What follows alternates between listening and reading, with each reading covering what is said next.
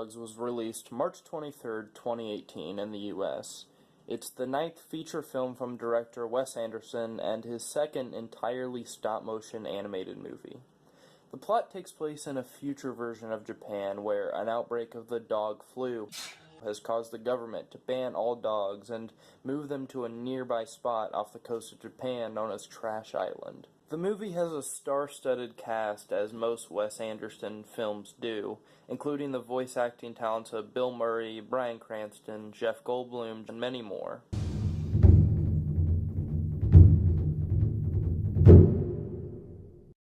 I really enjoyed Isle of Dogs. The stop-motion animation is so creative and unique with so much attention to detail. I loved all the music, although I sort of wish they would have used at least some Japanese songs, seeing how it is set in Japan, but that's more of a nitpick than a legitimate criticism. I thought the plot was fine. It was pretty simple, but the classic Wes Anderson directing style, coupled with the truly beautiful animation, really made up for that.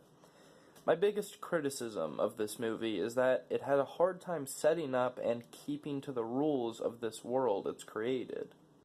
A majority of the humans in this movie speak Japanese.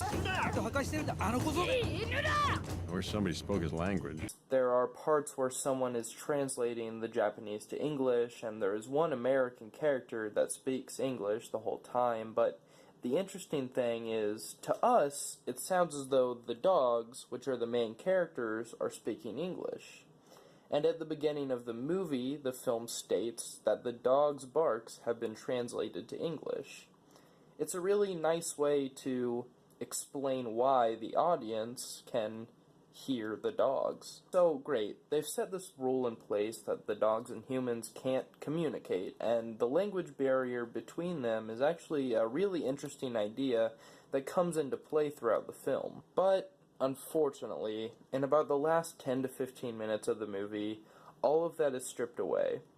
And even though they don't say it, it's pretty clear that they've made it so the main human protagonist can understand the dogs, simply out of convenience to finish up the story. And it seems like they kind of hope you just don't notice that the boy very conveniently knows the exact plan that the dogs have laid out, even though he's technically only supposed to hear barking.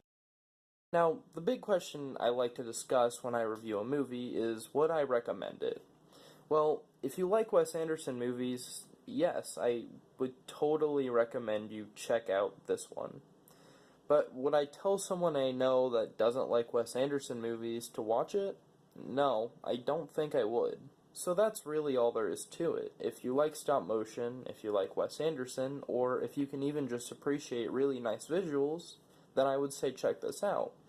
But if none of that is your cup of tea, then I'd say you can safely avoid it and you won't be missing out on much. I'm giving Isle of Dogs a 8 out of 10, maybe a 7.5 out of 10, but I think it's a solid 8.